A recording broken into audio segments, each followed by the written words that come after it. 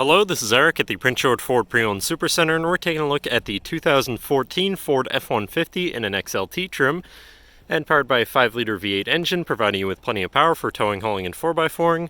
Also coming with a nice aftermarket grille, a bull bar up front with a light bar installed on top of it, some pocket-style fender flares on the front and rear tires, heavy-duty mud flaps on the front and rear tires, some nice Iron Cross automotive step bars on the sides of the truck, box side rails, and a soft-top tonneau cover to keep your belongings covered and protected from the elements.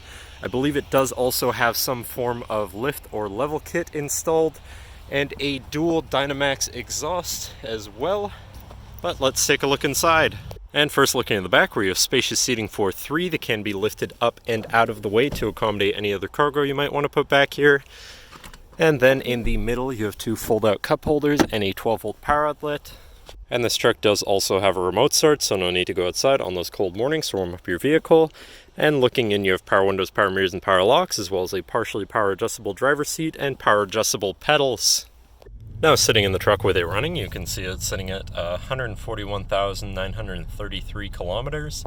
Moving down to the steering wheel, on the right-hand side, you have your hands-free phone and radio controls, and on the left, you have your cruise controls, as well as your controls for your center info screen here, where you can look at things such as your trip A and B information. You can also go into your gauge mode for transmission temperature and compass, and then you have your fuel economy, truck apps such as your off-road status and trailer status, settings for features around your vehicle and your screen setup in general, and information such as warnings and your MyKey status.